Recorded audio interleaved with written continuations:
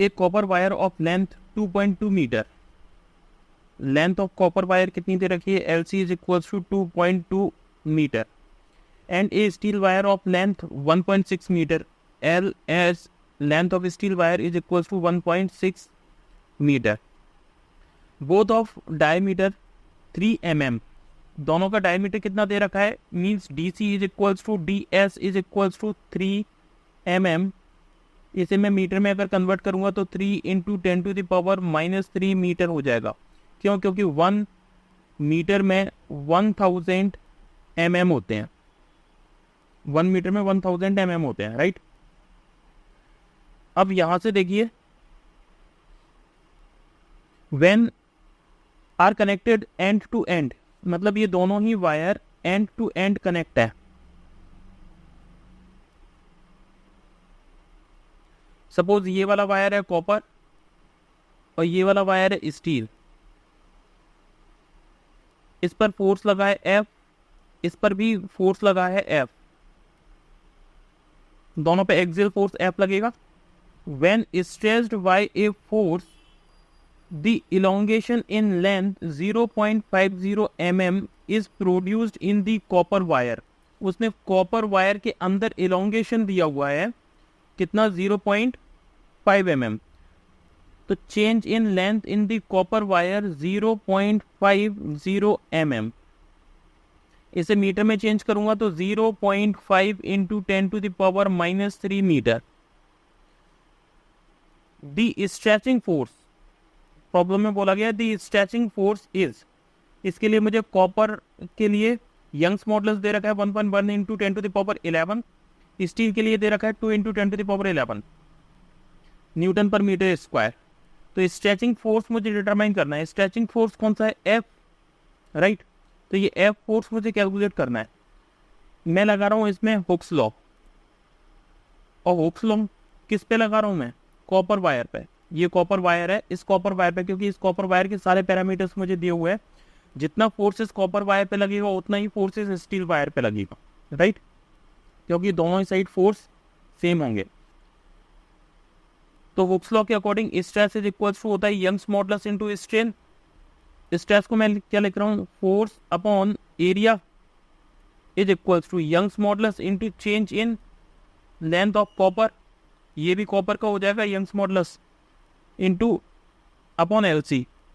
यहाँ से F is equal to मैं क्या लिख सकता हूँ, F इज इक्वल टू आएगा Y copper into area into delta L copper upon length of copper. Copper के लिए यंग्स मॉडुलस दे रखा है, देखिए 1.1 इंटू 10⁻11 न्यूटन पर मीटर स्क्वायर, यह वैल्यू पुट कर रहा हूँ 1.1 इंटू 10⁻11 न्यूटन पर मीटर स्क्वायर। एरिया के लिए मैं क्या लिख सकता हूँ, π/4 इंटू डी स्क्वायर, डी के लिए मुझे डायमीटर कितना दे रखा है, डायमीटर दे रखा है 3 इंटू 10⁻³ मैं यहाँ पे लिख रहा हूँ डायमीटर की वैल्यू 3 इंटू 10⁻³ का square, π/4 D square into change in length of the copper कितना दे रखा है, चेंज इन लेंथ दे रखा है 0.5 mm, मतलब इसे मीटर में चेंज किया तो इतना आ गया, तो 0.5 into 10⁻³ upon LC means length of copper wire 2.2 metre, इसे भी मैं पुट कर रहा हूँ 2.2 मीटर। ओके, अब इसे अपन कैलकुलेट करते हैं। देखिए 1.1 इंटू 10⁻11 तो ये हो गया, इसकी वैल्यू मैं पुट कर रहा हूँ 22/7 into 4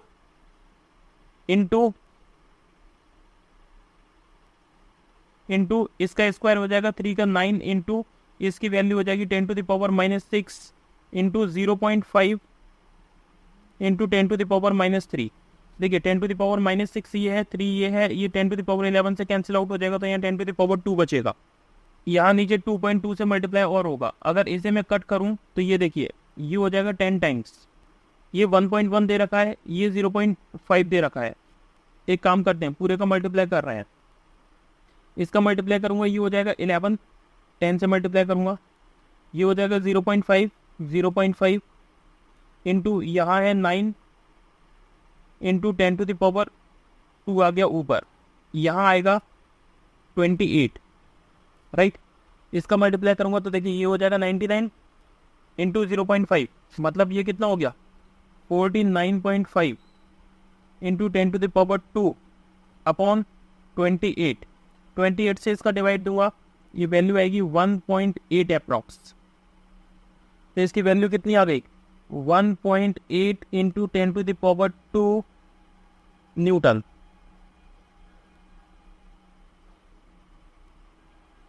this is the force. ये है इसका आंसर। आंसर मैच कराते हैं।